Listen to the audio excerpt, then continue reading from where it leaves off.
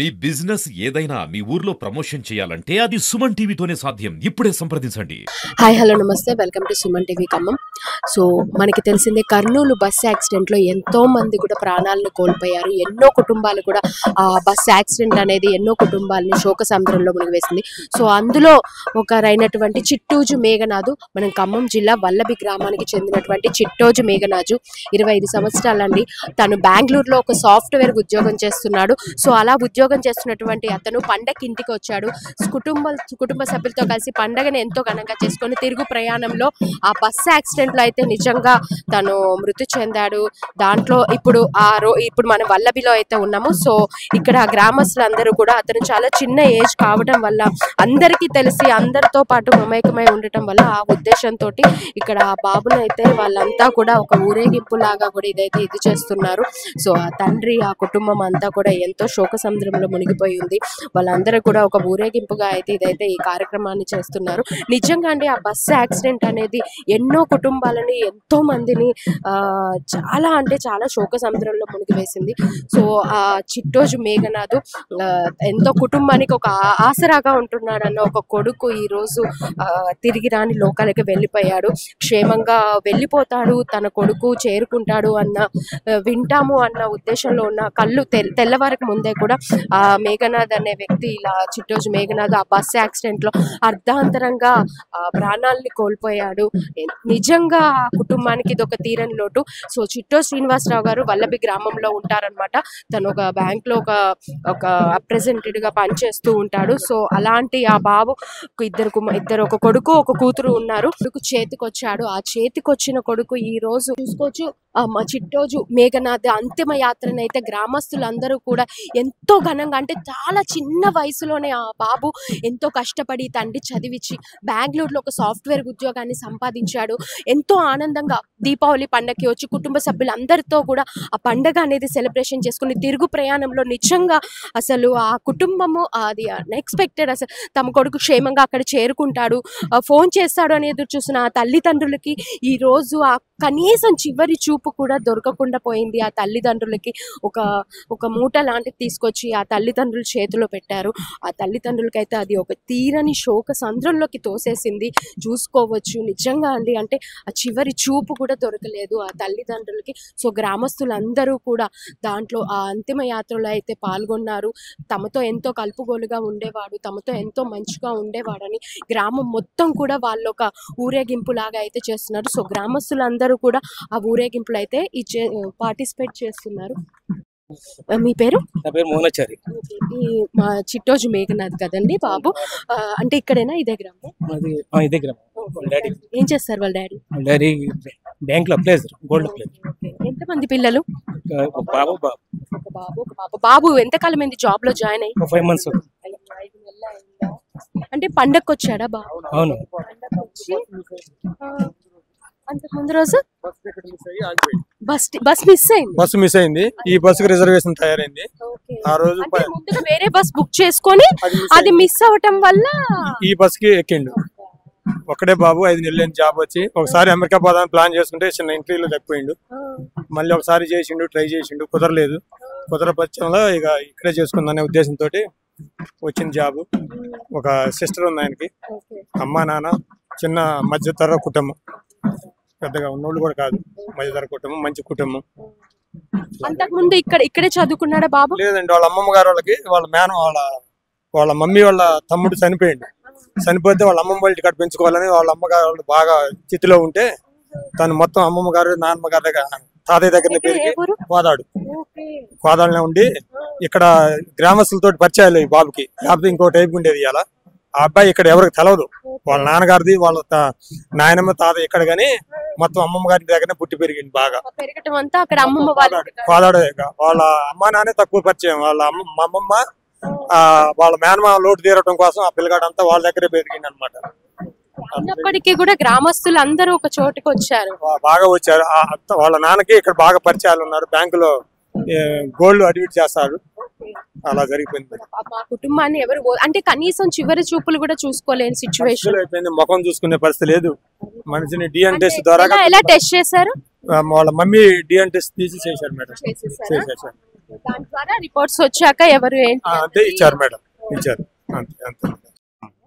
మా మేనమామ కొడుకు ఎలా ఉంటాడు అందరితో కూడా? అందరితో చాలా సఖ్యతగా ఉంటాడండి.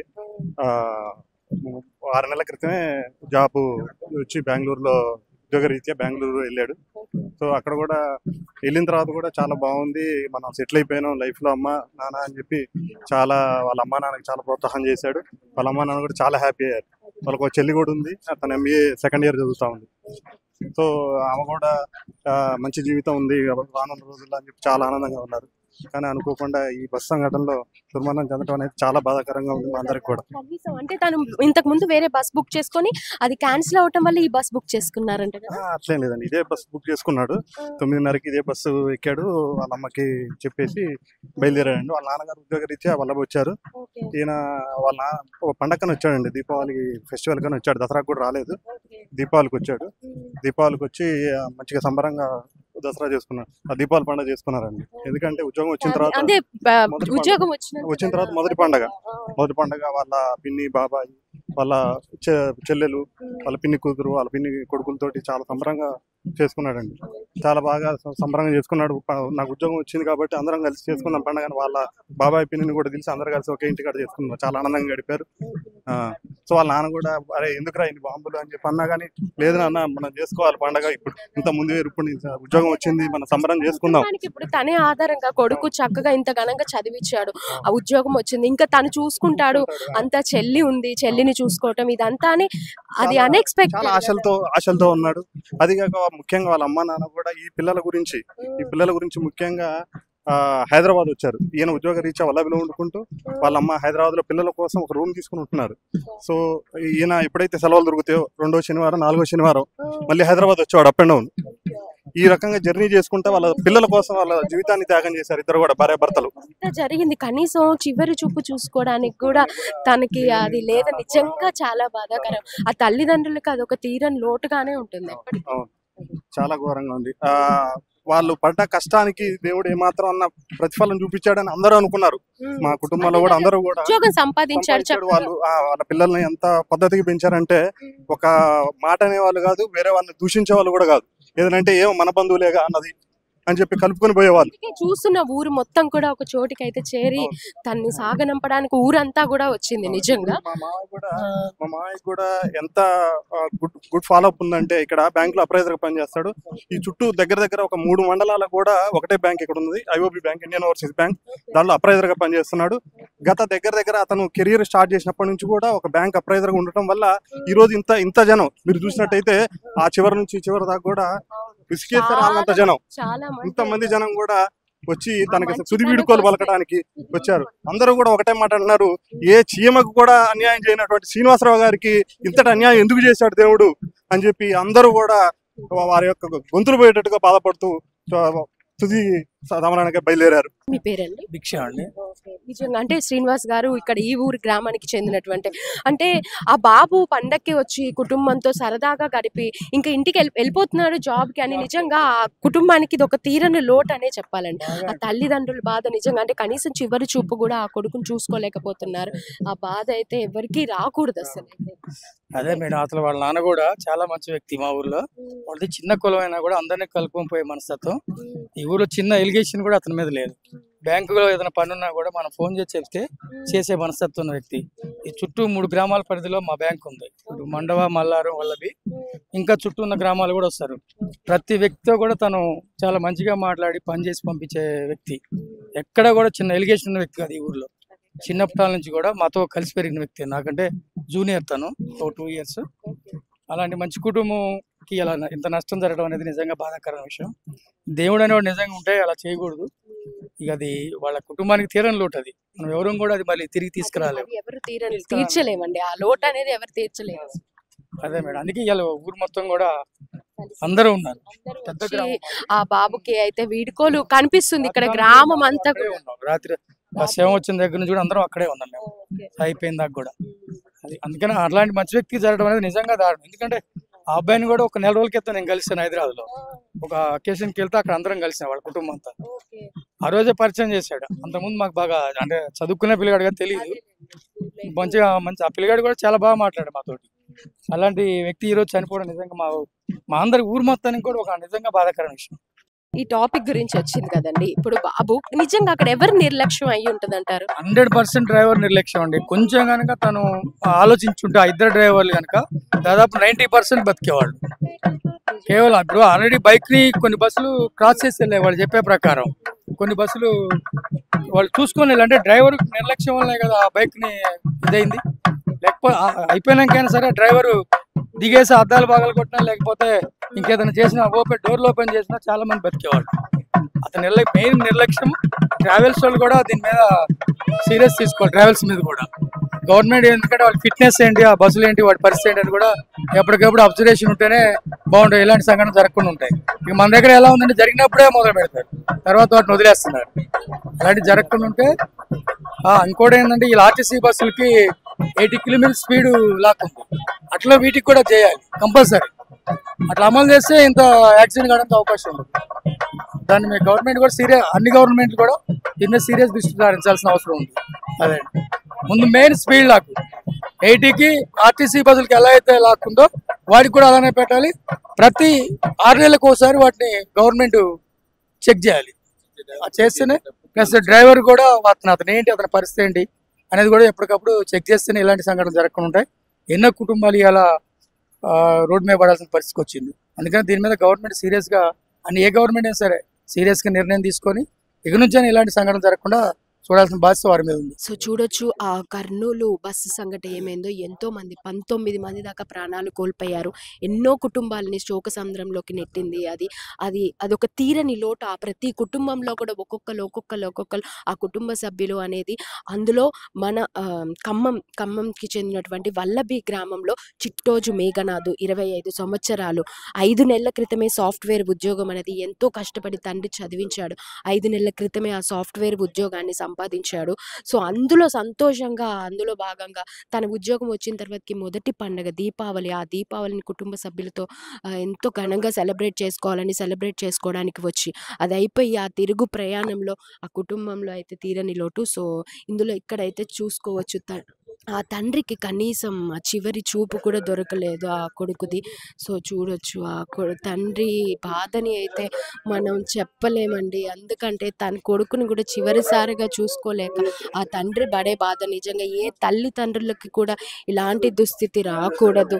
ఆ తండ్రి ఆ శోక సంద్రంలో మునిగిపోయి కనీసం చివరి చూపు కూడా లేక, కనీసం ఆఖరి చూపు కూడా చూసుకోలేక ఆ తండ్రి పడుతున్న బాధ ఏ తల్లిదండ్రులకు కూడా రాకూడదు. ఆ పండక్కి ఎందుకు వచ్చాడో నా కొడుకు, రాకపోయి ఉంటే ఈ బాధ తప్పేది కదా అని చెప్పేసి ఆ తండ్రి అయితే బాధపడుతున్నారు. ఎవ్వరూ కూడా ఓదార్చలేకపోతున్నారు ఆ తల్లిదండ్రుల్ని.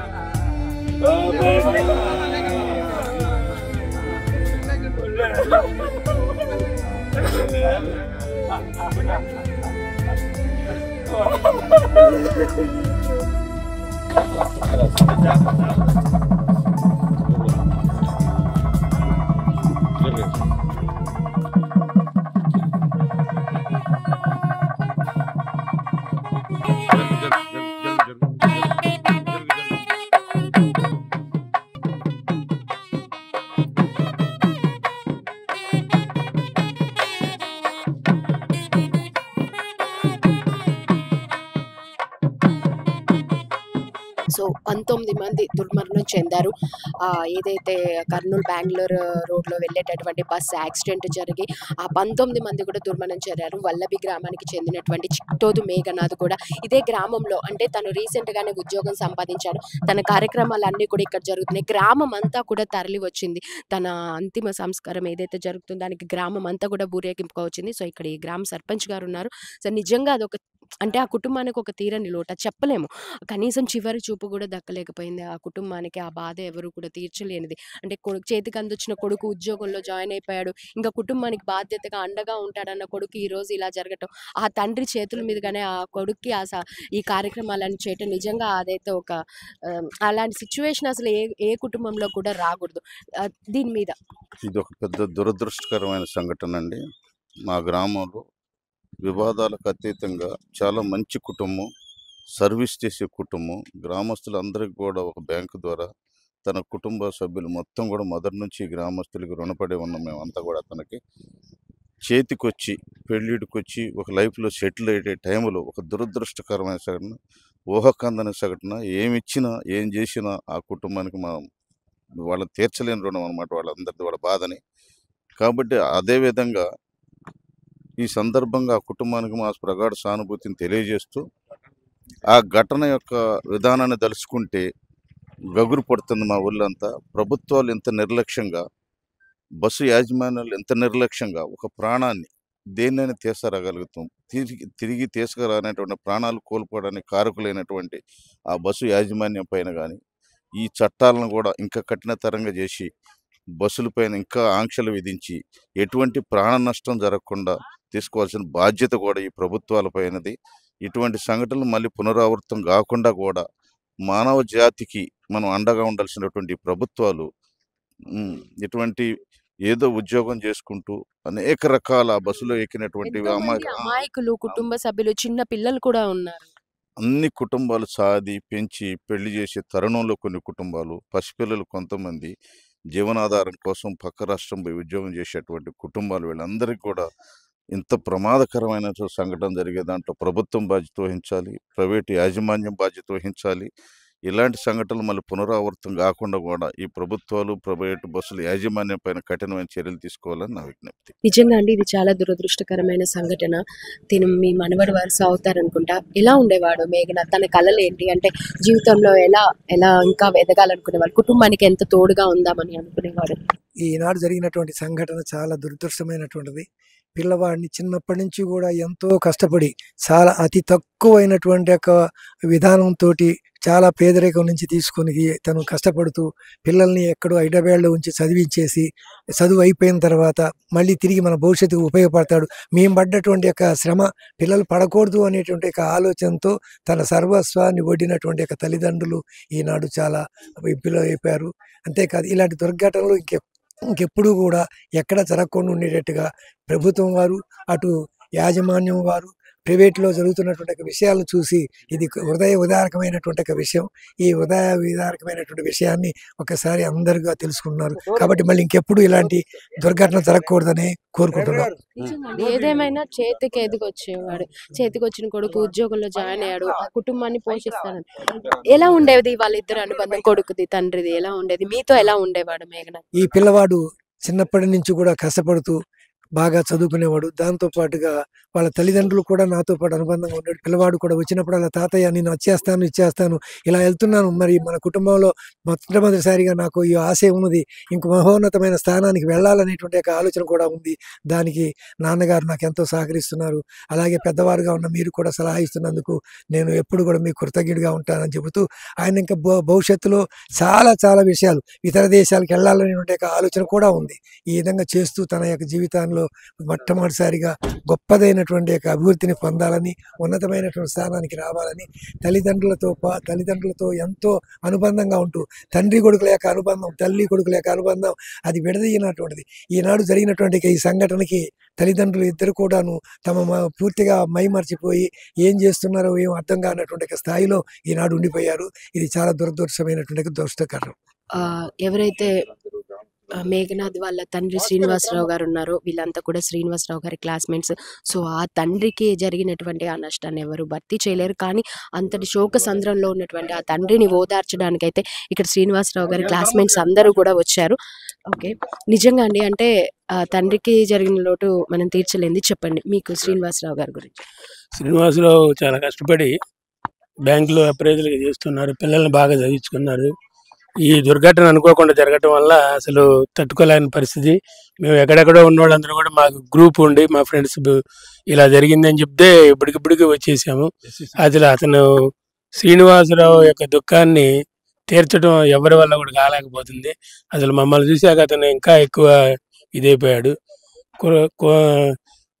కొడుకు పెద్దవాడై జాబ్లో జాయిన్ అయిపోయి పండగ సెలవులకు వచ్చి వెళ్తుంటే ఈ దుర్ఘటన జరగడం నిజంగా భగవంతుడికి కొద్ది కూడా క్షమ లేదా అనిపిస్తుంది అనమాట. వాళ్ళ బాబు మరణాన్ని మేము తట్టుకోలేకుండా ఉన్నాం. మేము ఫ్రెండ్స్ అందరం అంతా 10th క్లాస్ బ్యాచ్మేట్స్. ఆ స్లీపర్ బస్సెస్ ముందు ఇమ్మీడియట్లీగా అసలు మ్యానుఫ్యాక్చరింగ్ ఒప్పుకోకూడదండి గవర్నమెంట్.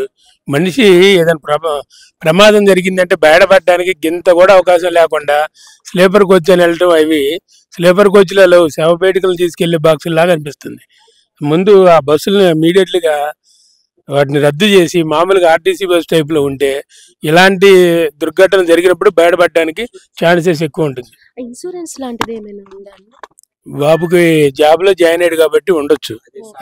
సాఫ్ట్వేర్ కంపెనీ కదా, బస్కి ఇన్సూరెన్స్ లేదని తెలిసింది. అదే అంటే సంస్థ కూడా ఇన్సూరెన్స్ లో ఆ బస్సుకు సంబంధించి ఏమైనా మీకు ఏమైనా డీటెయిల్స్ సమాచారం వచ్చింది? మాకు తెలిసినంత వరకు బస్కి లేదని తెలిసింది. ఇన్సూరెన్స్ లేదు, ఫిట్నెస్ లేదు అని తెలిసింది మీ వార్తా ఛానల్ వాళ్ళ ద్వారా. మా ప్రయాణాలకు విరుద్ధం అది. అసలు హైవే మీద ఎక్కే వెహికల్ కి లేకపోతే ఇన్సూరెన్స్, ఇలాంటి సంఘటన జరిగితే ఎవరండి? ఇప్పుడు ఆయన జాబ్ లో జాయిన్ అయ్యి 6 months ఉంది. ఆ పిల్లవాడు భవిష్యత్తు, ఆ తల్లిదండ్రులు కూడా అంటే ఎంతో భవిష్యత్తు ఉండవలసిన పిల్లవాడు, 24-20 సంవత్సరాలు తను సంపాదించి తల్లిదండ్రుల్ని చూసుకుంటారు. చేతికి అందొచ్చిన కొడుకు కదండి, ఆఖరికి చివరి చూపు కూడా దక్కలేదు, తను చూసుకోలేకపోతున్నారు. ఇంకోటి ఏంటంటే మేడం, ఈరోజు ఆర్టీసీలో సురక్షితమైన ప్రయాణం ఎందుకంటారంటే దానికి ఒక లాక్ సిస్టమ్ ఉంటుంది. ఆ లాక్ సిస్టమ్ నుంచి డిపో నుంచి ఎప్పుడైతే బయటకు వెళ్తారో డ్రైవర్ని చెకింగ్ చేస్తారు. అతను మందు తీసుకున్నాడా తీసుకోలేడా, ఎలాంటివి ఉంది, ఆయన ఫిట్నెస్ ఏందని చూస్తారు. ఈ ప్రైవేట్ ట్రావెల్స్ వాళ్ళు ఏంటంటే వాళ్ళు టైమింగ్ కలపాలి, దానికి ఎంత టైం వెళ్ళాలి అనేది ఏంటంటే వాళ్ళే నిర్ణయించుకుంటారు. అది మినిమం మొన్న ఈ మధ్య కూడా నేను ఒక భీమవరం నుంచి హైదరాబాద్ జర్నీ రావడం కోసం నేను జస్ట్ వాటర్ బాటిల్ అడగడానికి వెళ్తే 130-140 చూపిస్తుంది స్పీడ్ మీటర్ బస్సు. అసలు ఎదురుగా చూస్తే బస్సు రోడ్డు మీద పోతుందా అన్న రీతిలో భయంకరంగా ఉండేసి చూడలేక వెనకెళ్ళేసి మళ్ళీ నా సీట్లో నేను కూకోవాల్సిన పరిస్థితి వచ్చింది. ఇంకోటి ఏంటంటే ఇప్పుడు జరిగినప్పుడు గవర్నమెంట్ ఏం చేస్తుంటే ఈ టైంలోనే అడావుడి చేస్తారు. నెక్స్ట్ తర్వాత కామన్ అయిపోద్ది, పబ్లిక్ కూడా అలాగే కామన్ అయిపోతాం. మనం కూడా ఆ ప్రయాణానికి అలవాటు పడ్డాం కాబట్టి దీని మీద 2 రాష్ట్రాల గవర్నమెంట్లు అయితే మటుకి ఇది ఇష్యూ అనేది ఏంటంటే ఎంత చెప్పుకోవాలన్నా కానీ బాధాకరమైన విషయమే. ఎందుకంటే అతను 26 సంవత్సరాల బాబును చదివించి అతను ఒక ప్రయోజనం తీసుకొచ్చి ఇవాళ కుటుంబానికి ఆసరాగా ఉండాల్సిన టైంలో, ఈయన రిటైర్మెంట్ దగ్గరకు వచ్చే టైంలో ఇలాంటి పరిస్థితి జరిగితే నిజంగా చెప్పుకోవడానికి రాత్రి నుంచి మా క్లాస్మేట్ అని అంటే మేము గెట్ టుగెదర్ ప్రోగ్రామ్ పెట్టుకున్నాం. దానికోసం ఏంటంటే గ్యాదరింగ్ కూడా చేసుకుంటున్నాం. ఆ సిచ్యువేషన్ జరిగితే అలాగే మేము అంతా స్పందించేసి అక్కడికి వెళ్ళాలని ప్లాన్ చేసాం. ధనమూర్తి గారు కారు మాట్లాడుకొని వెళ్దాం అనుకుంటే లేదు, బాడీ ఇక్కడికి వస్తుంది అనుకున్నారు. ఈ DNA పరీక్షలు ఇవన్నీ అంటే అలాగే మాకు కూడా కొద్దిగా గందరగోళం అనిపించేసిపోయింది. ఏదేమైనా మీ మీడియా ద్వారా మేము తెలియజేసేది ఏంటంటే ఇలాంటి ట్రావెల్స్ ప్రతిరోజు హైవే మీద ఈ గవర్నమెంట్ సంబంధించిన ఈ సెక్షన్ ఏదైతే ఉండదో వాళ్ళు కొద్దిగా ఎంక్వైరీలు పెట్టి దాని మీద ఆ ఫిట్నెస్ కానీ అవన్నీ చూసినట్టయితే మనందరం సేఫ్టీగా మనం జర్నీ చేయడానికి అవకాశం ఉంటుంది మేడం. ఇది ఎంతో బాధాకరంగా ఉందండి. ఎందుకంటే చిన్నప్పటి నుంచి మంచిగా కలిసిమెలిసి చదువుకున్నాం. శ్రీనుతో మాతో పాటు చాలా క్లోజ్గా ఉండేవాడు. ఈరోజు ఆయనకు బాధించాక మీ అందరూ కూడా ఏం మాట్లాడాలో, ఎందుకంటే మేమే తట్టుకోలేని స్థితిలో ఉన్నాం. పాపం వాడు ఎలా తట్టుకున్నాడు అనేది ఒక ఆలోచన. 2-3 రోజుల నుంచి ఆ పేపర్లు మాకు ధనమూర్తి ఫోన్ చేశారా, ఇట్లా జరిగింది నీకు తెలుసారా అంటే అది నేనంత మనవాడు ఉంటాడనే ఆలోచన నాకు లేదు. చేసి ఇట్లా మన చిట్టో సీన్ వాళ్ళ కొడుకు ఇలా ఉన్నాడంట. ఫస్ట్ అయితే కన్ఫామ్ కాలేదు చెప్పాడు. మళ్ళీ ఒక అరగంట కన్ఫామ్ అయితే బాగుండేది, అది వాడు కాకపోతే బాగుండేది, కన్ఫామ్ కాకపోతే బాగుండేదని బాగా తెలిసిన. కానీ మళ్ళీ ½ an hour తర్వాత ఫోన్ చేసి అతనేనండి చెప్పేసరికి చాలా బాధేసింది. ఎంతో చాలా మేము ఇప్పటికి కూడా తట్టుకోలేక మేము మాట్లాడటంలో ఏం మాట్లాడలేకపోతున్నాం. ఎందుకంటే ఆ వార్త ఇంకా ఎందుకంటే మేమే తట్టుకోలేకపోతే పాపం వాడు ఎలా తట్టుకున్నాడో, వాడు అసలు ఇక భగవంతుడు అలాంటి శిక్ష ఎందుకు వేసాడో అర్థం కావట్లేదు. ఇప్పటికైనా భగవంతుడు వాడికి తట్టుకునే మనోధైర్యాన్ని ఇవ్వాలని భగవంతుడు ప్రార్థిస్తున్నాను. ఎందుకంటే వాడు పాపం మాకన్నా చిన్నవాడే కొంచెం, కానీ ఈ వయసులో వాడికి అంత రాడు. ఎందుకంటే అందరికి మేము 50 చేతికి వచ్చిన కొడుకు 50 years దగ్గరలో ఉన్నాం మేమంతా. 50 years, 51, 52 ఇంత వాడు డబ్బులు వాళ్ళు కూడా ఒక కన్స్ట్రక్షన్ కంటే పిల్లవాడు పెద్ద అయ్యాడు, తర్వాత జాబ్ వచ్చింది, ఇట్లా చేసుకోవాలి ఒక ఆలోచనలో ఉంటారు. తర్వాత ఒక పాప ఉంది, పాప ఎలా చేయాలి అంటే ఇట్లా వాళ్ళ ఒక కట్టుకున్న మేడలన్నీ కూడా ఒకేసారి పేక మెడలో కుప్ప గులిపేశారు కదా. వాళ్ళ అమ్మ నాన్న అసలు ఇక వాళ్ళు చెప్తున్నా కదా, మనం వినే అంటే మన పబ్లికే తట్టుకోలేకపోతున్నాం. వాడు ఎలా తట్టుకున్నాడు అనేది వారికి తట్టుకునే ధైర్యం భగవంతుడు ఇవ్వాలని కోరుకుంటున్నాను.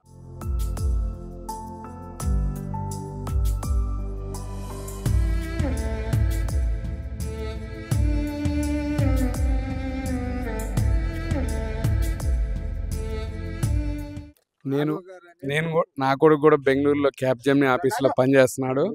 నన్ను టిన్ ఫ్యాక్టరీ కాడ బస్ ఎక్కించాడు. హైదరాబాద్ రావటం కోసం వాళ్ళు ఎక్కగానే కూల్ వాటర్ బాటిల్ ఇచ్చారు. చూస్తే చాలా స్పీడ్ పోతున్నాడు.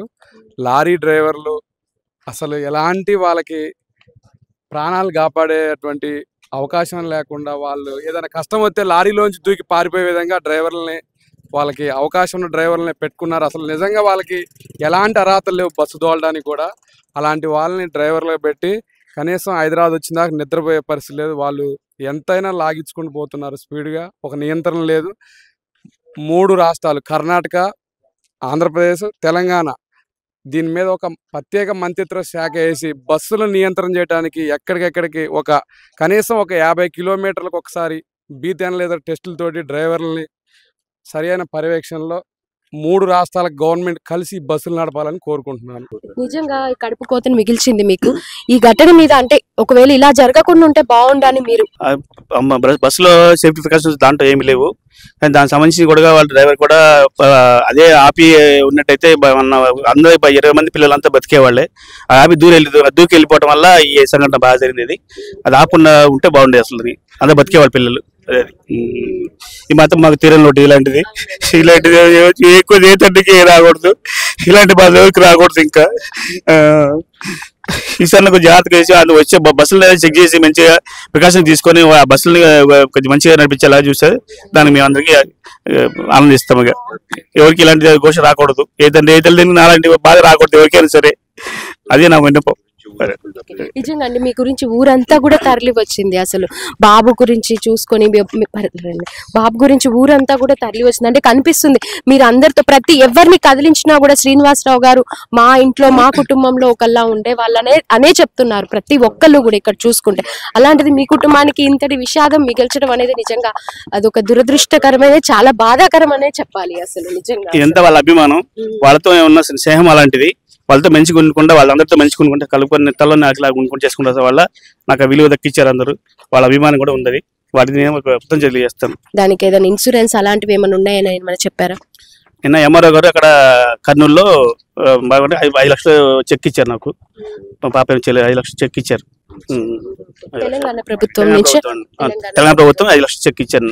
అంటే ఎలాంటి లేట్ చేయటం అలాంటి ఏమైనా జాప్యం అలాంటి ఏమైనా చేశారా? వెంటనే అన్ని ఫార్మాలిటీస్ అన్ని మేము బస్ రెడీ చేసి పెట్టారు. 10 నిమిషాల్లో మాకు బాడీ కలెక్ట్ చేసి ఇచ్చారు, పేపర్స్ కూడా ఇచ్చారు. కానీ మాకు ఆ చెక్ ఇచ్చారు, పేపర్స్ అన్ని ఇచ్చారు. 10 నిమిషాలు ఇచ్చారు. సహకారం మంచిగా చేశారు, మంచిగా చేశారు. వాళ్ళ వీక్లే మాకు ప్రొవైడ్ చేసి ఎక్కడికంటే అక్కడ కరెక్ట్ గా పంపిస్తామని చెప్పారు.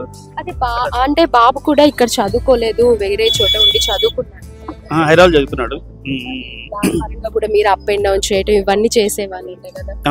ఏంటి తన డ్రీమ్స్ ఏంటి అసలు? మేఘన తన డ్రీమ్స్ అంటే పిల్లల్ని తల్లిదండ్రులు మంచి చూసుకోవాలని చెప్పని, తల్లిదండ్రులు మంచి చూసుకోవాలి, మంచి భవిష్యత్తు చూసాను, చెల్లికి పెళ్లి చేయాలని మంచి ఆశతో చెప్పి మాకు అన్ని ఏ కంపెనీలో ఉద్యోగం వచ్చింది? ప్రెవేగా సెమీ లిమిటెడ్. 5 months అవుతుంది జాబ్ వచ్చి, ఇంకా 3 months లో ట్రైనింగ్ అయిపోతుంది. నెక్స్ట్ తర్వాత ట్రైనింగ్ పీరియడ్ లో ఉన్నాడు. అందువల్ల నెక్స్ట్ 3 months అయితే అయిపోతుంది. అప్పుడు హైదరాబాద్ వచ్చేసి పర్మనెంట్ 6K ఇస్తారు, 6.5 lakh ప్యాకేజ్ ఇస్తాను చెప్పారు.